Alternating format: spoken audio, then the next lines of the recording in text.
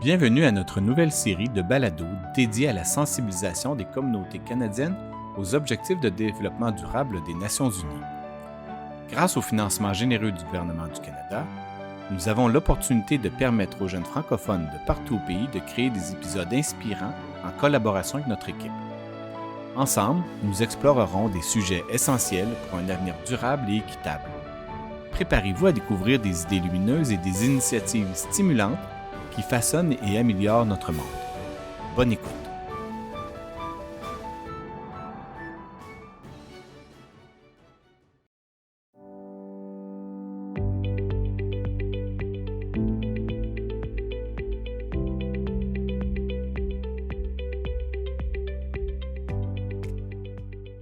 ODD,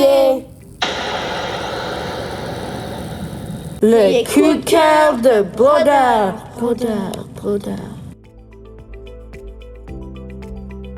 Émission spéciale ODD, Objectif Développement Durable.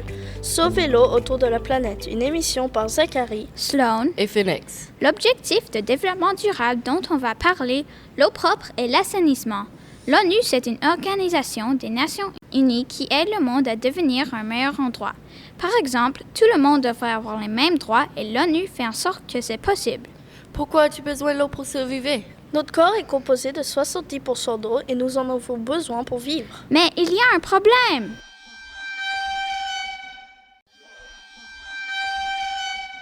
Beaucoup de pays n'ont pas accès à l'eau potable ou doivent marcher des heures pour en avoir.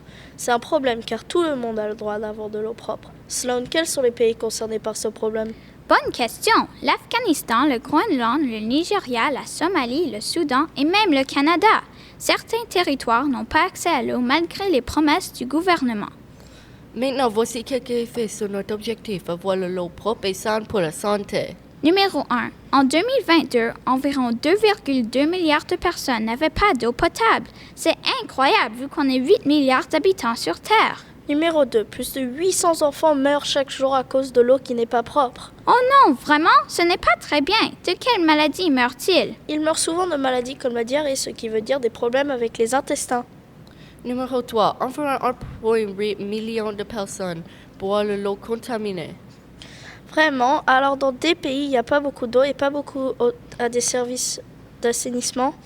Et oui, environ 2,4 millions de personnes n'ont pas accès aux services d'assainissement comme prendre une douche ou un bain propre et boire de l'eau. Numéro 5. Seulement 75% de la population a accès à de l'eau. Ça veut dire environ une personne sur 4 n'en a pas. Numéro 6. L'Afrique a environ 60% plus d'eau qu'en 2022. Wow, c'est une bonne nouvelle! Merci d'avoir écouté. Le savais-tu?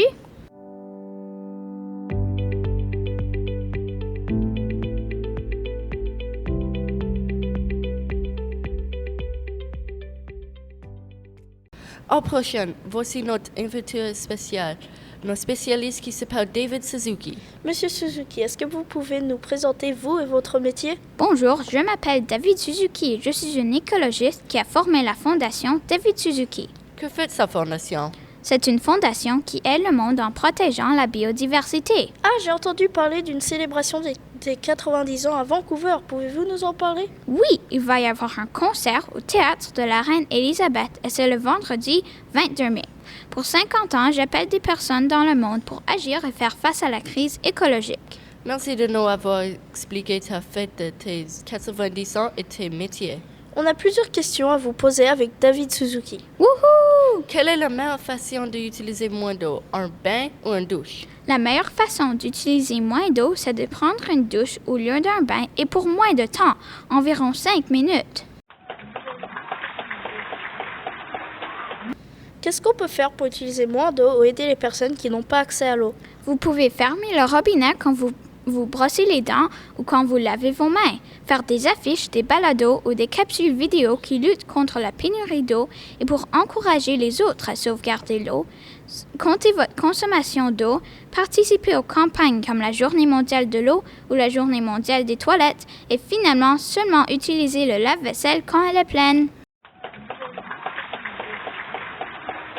Merci pour ces belles réponses. Est-ce qu'il y a des autres fondations ou sites que ceux qui écoutent peuvent aller visiter? Oui, il y a De l'eau pour tous, Canada, Au secours, Hydraulique sans frontières, Fondation de l'eau potable sûre, Aqua Action et plein d'autres. Est-ce que vous faites jouer? Ouais! Ok tout le monde, je vais jouer des sons qui vont faire pour 10 secondes et tu as besoin de deviner c'est quoi.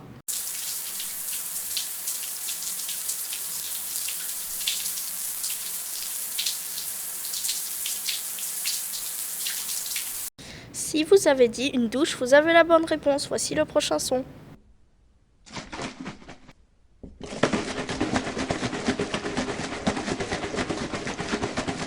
Si votre réponse est quelqu'un qui secoue une bouteille d'eau, vous avez raison.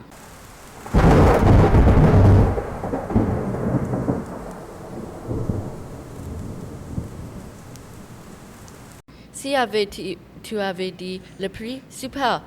Maintenant pour le dernier son. On veut de l'eau potable partout. On veut de l'eau potable partout. On veut de l'eau potable partout. Si tu as dit en mini-manifestation par nous, oui, bravo, correct. Maintenant, David Suzuki doit partir pour faire des choses importantes. Au revoir le public et merci pour cette merveilleuse entrevue. Merci d'avoir écouté cette émission des coups de cœur de brodeurs Sauver l'eau autour de la planète. Au revoir et à la prochaine. Oh Dédé.